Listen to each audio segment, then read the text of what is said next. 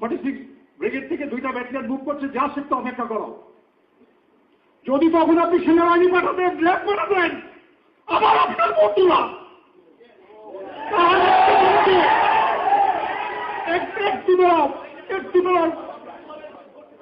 তারা দরবারভাবে ঢুকেছে আধা ঘন্টা পরে, এবং তারা কিলিং শুরু করেছে 11:30 থেকে 11টার পরে। তার আগে কাউকে ভালো নাই। কিন্তু যদি আপনার বিহারে একটা ডিনারে যাওয়ার কথা ছিল, 24 তারিখে আপনি গিয়েছিলেন, এই 26 তারিখের ডিনারে আপনি যান নাই, এবং 22 তারিখে এটা জানানো হয়েছে। এটার মধ্যে কিন্তু অনেক দ্বন্দ্ব আছে। আপনাকে কেন 22 তারিখেই বলে দেওয়া হলো যে আপনি ওখানে যাইন না? না তো এরকম বলেই তো এটা হয়েছে ম্যাডাম। 26 তারিখে কি আপনাদের কাছে অনেক ভুল তথ্য আছে। আমরা কেবল সরকার গঠন করছি, এত ব্যস্ত। আমি আনসারের যে ডিনার, তখন আমি বলছি যে আমি ডিনারে আসতে পারবো না, কারণ অনেক সময় নষ্ট হয়। আবার বিডিআর শাকিল যখন এসে আমাকে দাওয়াত দিয়ে গেছে, তখন আমি বলছি ভাই আমি তো ডিনারে যেতে পারবো না, আমি শুধু প্যারেডে যাবো।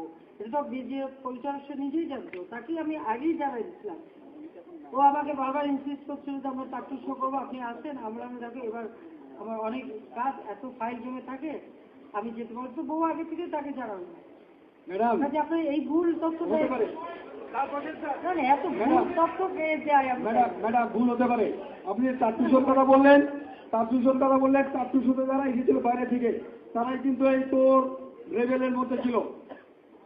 আমাদের সত্য কেন হবে না? আপনি এটা আমি আগেই বলে দিয়েছিলাম যে প্রত্যেক প্রোগ্রামে আমি প্যারেডে থাকবো, কিন্তু ডিনারগুলিতে যাওয়ার আমার সময় নেই, কারণ কেবল ম্যাডাম আপনার সংসদে দাঁড়িয়ে একজন এমপি বলেছে যে আমরা এই সমস্ত মেজর লেফটেন্যান্ট কর্নেল দেখে নেব। মাননীয় প্রধানমন্ত্রী, এই দেখে নেওয়ার নমুনা যদি এটা হয়, আপনি বিচার করেন।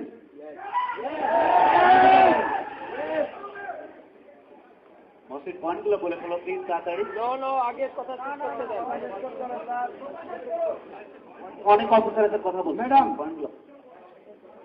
এখন পয়েন্ট বলার জন্য আরো লোক আছে। আমি কেন এসছি ম্যাডাম? যেভাবে পিছনের অফিসাররা উত্তেজিত হয়ে গিয়েছিল, আমি আপনাকে যতটুকু বলেছি আমাকে ক্ষমা করবেন। It is the mental outburst of myself, maybe it is the reflection. এটা হয়তো সবার রিফ্লেকশন। এখন যে কথা বলছি না, দেখবেন আপনাকে আমি রিকোয়েস্ট করবো ম্যাডাম, আপনি যে যাই বলুন আপনি শোনেন। আপনি যে জবাব দেন না কেন, ভুল হয়ে যেতে পারে। সবাই কথা বলবে, আপনি কথা শুনেন ম্যাডাম। হলো পয়েন্ট যাদের আছে, এখন পয়েন্টগুলি বলি। না পয়েন্টগুলি বলে যাক না। মাইক দাও, পয়েন্টগুলি বলে দিচ্ছি। আমি রিকোয়েস্ট করবো শুধু পয়েন্টগুলো দাও, অনেকে বলতে হবে, এবং আমরা শেষ করুন।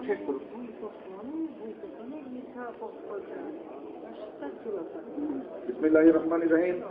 মাননীয় প্রধানমন্ত্রী, মাননীয় সেনাবাহিনী প্রধান এবং সিনিয়র অফিসার বৃন্দ, আসসালামু আলাইকুম। আমি বিডিআরের এই বিদ্রোহীদের এই ঘটনায় আমি একজন ভিকটিম, কারণ আমি ছুটিতে আমার পরিবারের সাথে আমার পারিবারিক বাসস্থানে অবস্থান করছিলাম। আমি পরপর 3 বার মৃত্যুর হাত থেকে রক্ষা পেয়েছি। তারপরে 33 ঘন্টা বিডিআর সেন্ট্রাল কোয়ার্টার গার্ডে মৃত্যুর সাথে পাঞ্জা লড়েছি, কারণ কিছুক্ষণ পর সৈনিকরা এসে আমাকে মেরে ফেলবে। আমাদের সেনাবাহিনীর অফিসারদের স্ত্রীরা এবং আমরা অফিসাররা, শিশুরা সব এক কাতারে কোয়ার্টার গার্ডের সেলের ভিতরে ছিলাম। একটা রুমে 60 জন থেকে 80 জন করে ছিলাম। তখন কোয়ার্টার গার্ডের সেল এবং গার্ড রুম মিলিয়ে নারী, শিশু, বৃদ্ধ, আমার বৃদ্ধা মা প্যারালাইসিস 75 বছর বয়স, তিনিও সেখানে ছিলেন। সবাইকে মিলিয়ে ওখানে আটকে রেখেছে। অথচ মাননীয় স্বরাষ্ট্রমন্ত্রী শুধু লোক দেখানো 25টা অস্ত্র জমা নিয়ে তারপরে কিভাবে আমাদেরকে উদ্ধার না করে ফেরত আসলেন, এটার জবাব আমি সবিনয় আপনার কাছে জানতে চাই। মাননীয় প্রধানমন্ত্রী, আমি আরেকটা কথা বলতে চাই।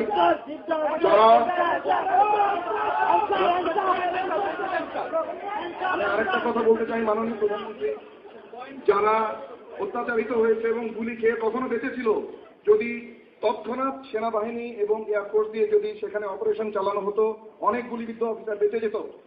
অনেক নারী তার সম্ভ্রম হারাতো না, অনেক শিশু তার তার যে ট্রমা হয়েছে যেটা সারা জীবন সে কাটাতে পারবে না। আমার ছোট শিশু 6 বছরের মেয়ে কাঁপতে কাঁপতে তার কনভালশন শুরু হয়ে গেল, এটা হতো না মাননীয় প্রধানমন্ত্রী।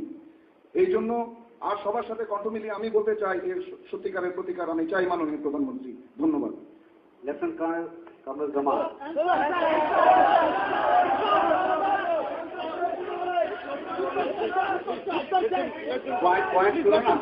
আগের মন্ত্রীরা কিছু উত্তর চাই, তারপরে উত্তর হবে না। শুনেন, স্বরাষ্ট্র বিডিআর এলাকা কত বিশাল। ওই রাত্রেবেলা তারা কিছু অস্ত্র জমা দেয় এবং স্বরাষ্ট্রমন্ত্রী নিজে গাড়ি করে বাড়িতে বাড়িতে যায়, তখনও কোথায় কে আসে সব দিতে যায় না। বিডিআরের ইয়াং অফিসাররা অস্ত্র নিয়ে তার সাথে, যেটা আমি বললাম যে একজন অফিসারকে বাঁচাতে যে তারা গুলি পর্যন্ত করে। স্বরাষ্ট্রমন্ত্রী তাকে এই কথা বলে আশ্বস্ত করে, দেখো তোমরা সন্তানের মতো, এরা আমার সন্তান, একে তোমরা দিতে পারবে না, আমি যে 2 হাত দিয়ে ধরে তাকে গাড়ির মধ্যেই উদ্ধার করে। কিন্তু কোন জায়গায় কত জায়গায়, কত বিশাল জায়গায় একা কেউ যদি দেখা না দেয়, চিনায় না দেয়, যাওয়া তো সম্ভব ছিল না। কিন্তু যতদূর সম্ভব 5টা পর্যন্ত সে ঘুরে ঘুরে যে কটা পরিবার পেয়েছিল উদ্ধার করেছিল। পরের দিন সকালবেলা সে যখন টায়ার্ড হয়ে অসুস্থ হয়ে পড়ে, তখন বেগম মতিয়া চৌধুরীকে আমি 5টার সময় নিয়ে আসি এবং পরের দিন সকালে বেগম মতিয়া চৌধুরী যান, তার যাওয়ার কথা করে উদ্ধার কর্মতে আসে, তখন আবার তারা বন্ধ করে দেয়। এটা হলো বাস্তব কথা। যদি সে কয়েকজন উদ্ধার করে চলে আসে, একটা মানুষ তো, আর বিডিআর ক্যাম্পটা কত বিশাল, আর আমাদের তো চেনাও নাই সব জায়গায়। তারপর ওদের লোকরা অস্ত্র নিয়ে তার সাথে সাথে, এবং ওই অফিসারটাকে বের করে আনার পরই তারা খেপে যায়, অফিসারটাকে বের করে আনার পরই খেপে যায় আরো বেশি। কিন্তু আপনারা তো আমি সম্পূর্ণ ভুল বুঝে বসে আছি, একদম ভুল মিথ্যা তথ্য দিচ্ছে। এটা দুর্ভাগ্যজনক। যারা জীবনের ঝুঁকি নিয়ে উদ্ধার করতে গেল আর তারাই দোষী হয়ে গেল, খুবই দুর্ভাগ্যজনক। যারা ক্রিমিনাল জড়িত তারাই খারাপ। মাননীয় প্রধানমন্ত্রী এবং উপস্থিত আমাদের জ্যেষ্ঠ অফিসার বৃন্দ এবং আমার কনিষ্ঠ অফিসার বৃন্দ, আমি একমাত্র জানি মৃত্যু কত অসহায়। তোমার চিল্লাচিল্লি করো না, তোমার চিল্লাচিল্লি করো না। পিডিআর ধ্বংস করে দিয়েছে, আর্মিও ধ্বংস করে দেবে। তোমাদের কিন্তু লোক আছে, এটাই উদ্দেশ্য। তুমি আর্মিকে নষ্ট করো না। পিডিআর গেছে, আর পিছনে লোক আছে আর্মিকে নষ্ট করার জন্য। তোমরা এরকম করো না। পিছনে লোক আবার ঢুকেছে আর্মিকে নষ্ট করার জন্য, ঐক্য নষ্ট করার জন্য। তোমরা এরকম করো না। আমি তোমাদের অনুরোধ করছি, আমি যেভাবে বেঁচে আসছি অসহায়, আমার মহাপরিচালক বীরের মতো মরেছে, বীরের মতো আমার সামনে। তোমরা নষ্ট করে দিয়েছে বিডিআর, আবার আর্মিকে নষ্ট করার চেষ্টা করতেছে, ষড়যন্ত্র করতেছে। এই বক্তব্য তোমরা নষ্ট করো না। তোমরা তোমাদের মধ্যে থাকো, তোমাদের মধ্যে থাকো।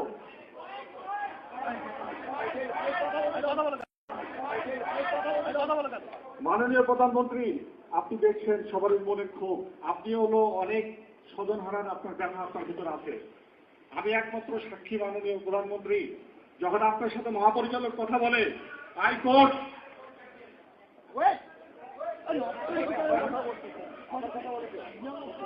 একমাত্র সাক্ষীকে আমি বলতে চাচ্ছি তোমাকে, ওই সময় যারা ছিল সবাই ইন্তেকাল করেছেন। মাননীয় প্রধানমন্ত্রী আপনার সাথে যখন কথা হচ্ছিল মহাপরিচালকের, তখন উনি আপনাকে বলেছিল, ম্যাডাম সম্ভবত 44 রাইফেল ব্যাটালিয়নে একদল বিদ্রোহ করেছে, রিবেল গ্রুপ, সম্ভবত আপনার সরকারকে ইমেজ নষ্ট করার জন্য এই ধরনের কাজ করেছে। আমি মাননীয় প্রধানমন্ত্রী, আমি ওখানে দাঁড়িয়ে তখন শুনলাম, এবং আমাকে সবারই আমরা যারা উপস্থিত ছিলাম, মহাপরিচালক বললেন যে কিছুক্ষণের মধ্যেই সেনাবাহিনী চলে আসবে। আমরা অপেক্ষা করছি সেনাবাহিনীর জন্য। তার আগে আমাদের মাননীয় সেনাপ্রধানের সাথে আমার মহাপরিচালক কথা বললেন, তখনও শুনলাম সেনাবাহিনী আসবে। কর্নেল গোলজার যেহেতু র্যাব থেকে এসেছিল, সে তার নিজস্ব চ্যানেলে বিজির এক থেকে শুরু করে সবারই সাথে কথা বলেছে। আমার সাথে ডিএমওর সরাসরি কথা হয়েছে।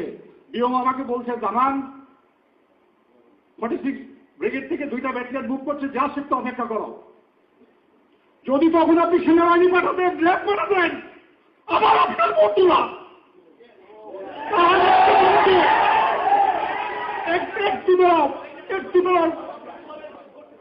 তারা দরবারভাবে ঢুকেছে আধা ঘন্টা পরে, এবং তারা কিলিং শুরু করেছে 11:30 থেকে 11টার পরে। তার আগে কাউকে মানে নাই। কিন্তু যদি র্যাব সেনাবাহিনী এই একজন থেকে এইটুকু যদি 1 ঘন্টার মধ্যে ঢুকতে না পারে, সেই সেনাবাহিনী আমাদের দরকার নাই,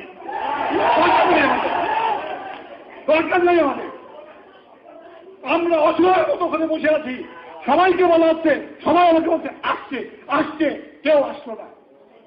মাননীয় প্রধানমন্ত্রী মাত্র প্রথম দিকে 20 থেকে 30 জন সৈনিক হচ্ছে রাইফেল নিয়ে চারিদিকে ঘেরা ছিল। ওদের কাছে লাইভ অ্যামুনিশন ছিল না, ব্ল্যাক অ্যামুনিশন নিয়ে ফায়ার করছিল। 10 থেকে 15 মিনিট পরে কোপ ভেঙে তারা লাইভ অ্যামুনিশন নিয়ে আমাদের সামনে লোড করে তারপরে ফায়ার করা শুরু করেছে ভেতরের দিকে। তবুও তারা সাহস করে, আমরা নিরস্ত্র ছিলাম, তাও সাহস করে তারা ভিতরে ঢোকে নাই, বাইরে থেকেই ফায়ার করছিল মাননীয় প্রধানমন্ত্রী। কিন্তু আমি জানি না কেন আপনার মধ্যে কে বুদ্ধি দিল আপনার সংসদে এটা রাজনীতিক ভাবে সংশোধন করতে হবে। কেন বিদ্রোহের ঘোষণা বিদ্রোহই করতে হবে, কিন্তু এটা করলেন না। রাজনীতি সব জায়গায় চলে না মাননীয় প্রধানমন্ত্রী, রাজনীতি খবর যদি ইচ্ছে আমার সেনাবাহিনী প্রধান আমাদের একটা ট্রেন পাঠাতো, অথবা একটা যদি আমাদের কমান্ডো বাহিনী একটা ল্যাটারও যদি যেত, ওরা পিপিলিকের মতো পাঠিয়ে যেত, কিন্তু কেউ গেল না। অসহায়ের মতো আমার অফিসারগুলো সব মেরে ফেললো, সব মেরে ফেললো। আপনি কিছু করতে পারলেন না, কিছু করতে পারলেন না। মাননীয় প্রধানমন্ত্রী, আপনি যদি সর্বোচ্চ আসনে থেকে কাউকে যদি সাহায্য না করতে পারেন, তাহলে আমাদের ইংলিশ সিস্টেমের দরকার কেন? যে দেন অন্য দেশকে লিড, দেশ না করতে পারি। মাননীয় প্রধানমন্ত্রী, আপনি যদি আমাদের ইউনিফর্ম দিয়েছেন, শপথ নিয়েছি আমরা, জলের চলে আকাশে যখনই আদেশ করার সাথে গেছি, আমরা ইচ্ছা করে বিডিআরে যাই নাই, আমাদের ডেপুটেশনে পাঠানো হয়েছে প্রশাসনের নির্দেশে আমরা গিয়েছি। তাদের একটি আক্রোশ ছিল, সেনাবাহিনী, তোরা সেনাবাহিনীর অফিসার তোদেরকে সবাইকে মারবো। এই সেনাবাহিনীর অফিসার বিদ্বেষ কারা ঢুকেছে? আপনার রাজনীতিবিদরা। তারা সংসদে বলে আইএমএফ কে দেখে কি হচ্ছে, আইএমএফ ইয়াজউদ্দিন, মঈনুদ্দিন, ফখরুদ্দিন। আরে ওই সময় 3 জন যদি না থাকতো তাহলে এই দেশের কি হতো? আপনার সংসদের সংসদ সদস্যরা এই কথা সংসদে বলে। যদি ওই সময় আমার সেনাবাহিনীরা, বিডিআররা যদি সহযোগিতা না করতো, মাননীয় প্রধানমন্ত্রী আপনি বলেন কি হতো 111-এর পরে? কি হতো? আপনি মাননীয় প্রধানমন্ত্রী, আপনার সংসদ সদস্যরা আমরা টিভিতে দেখছি যত বিদ্বেষ সেনাবাহিনীর অফিসারের উপরে। আমরা কি দোষ করেছি? আপনি কি সুযোগ সুবিধা দিয়েছেন আমাদের সেনাবাহিনীকে? একটা একটা করে বলেন আমাদের সঙ্গে যে আমরা তোমাদেরকে এই দিয়েছি, তোমাদের সুযোগ সুবিধা। মাননীয় প্রধানমন্ত্রী আমাদের একটা উত্তর দেন, আপনি কি এমন আমাদের সুযোগ সুবিধা দিচ্ছেন যাদের আপনাদের সংসদ সদস্যদের এত অন্তর্জালা সেনাবাহিনীর উপরে? কেন বলেন মাননীয় প্রধানমন্ত্রী? কেন সংসদে শুনতে হবে? আমরা কি পরদেশ থেকে এসেছি মাননীয় প্রধানমন্ত্রী? আমরা কি ভাই, তোমরা একটু চুপ করো, একটু চুপ করো, একটু চুপ করো। মাননীয় প্রধানমন্ত্রী যেভাবে তারা অফিসারকে মারল, আপনার সাথে শেষ যখন কথার পরে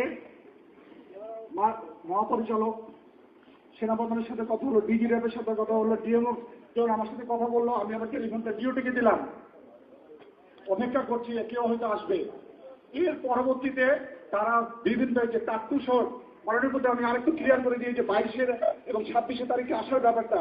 মাননীয় প্রধানমন্ত্রী, আপনার পাশে যে স্টাফ থাকে তারা আপনাকে জানায় না। আপনি খোঁজ দিয়ে রাখেন, 22 তারিখে ইনফর্ম করা হয়েছে যে আপনি 26 তারিখের ডিনারে আসবেন না, আপনার স্টাফরা। তখন বলতে আমরা জানি আপনি 26 তারিখে আসবেন, আপনার স্টাফরা জানিয়েছে 22 তারিখে। আমি ওখানকার একজন অফিসার, আমরা জানি আপনি 26 তারিখে আসবেন কি আসবেন না, ফাইনাল নির্দেশ দেওয়া হয় নাই। 22 তারিখে প্রথম জানানো হয়েছে যে আপনি 26 তারিখের ডিনারে আসবেন না, আপনার পরিবর্তে মাননীয় স্বরাষ্ট্রমন্ত্রী আসবে। তার আগে আপনার ইচ্ছা আপনারা কনফার্ম করে নেই, ডিলে করেছে যে ঠিক আছে আমরা জানাচ্ছি উনি আসতে পারবেন যাবে। যখন মহাপরিচালক আপনাকে দাওয়াত দিয়ে গেছেন, আপনি যখন বলেছেন আসবেন না, তারপরে উনি ফেরত আসার পরে, কারণ আপনাকে দাওয়াত দিয়েছেন উনি 23 তারিখে মাননীয় প্রধানমন্ত্রী, কার্ড দিয়েছেন 23 তারিখে, 3টার পরে সম্ভবত আমরা কনফার্ম হয়েছি যে তখন যে আসবেন না হলো 26 তারিখে। এবং আমি আপনাকে বলছি মাননীয় প্রধানমন্ত্রী, আমি 2 বছরের বেশি পিলখানায় চাকরি করছি। যারা রিবেল করেছে এরা কিছু সংখ্যক সৈনিক ঢাকা সেক্টরের পরে মিলেছে, প্রথম দিকের সমস্ত সৈনিক কাকতুস হতে যে 2200 সৈনিক সংযুক্ত হয়েছিল বিভিন্ন ইউনিট থেকে, তারাই প্রাথমিক পর্যায়ে জড়িত ছিল এবং তাদেরকে কারা উস্কানি দিয়েছে আমি ঠিক জানি না, যেহেতু আমি ওই সময় ওর ভেতরে ছিলাম, বাইরে যারা ছিল তারা হয়তো জানে।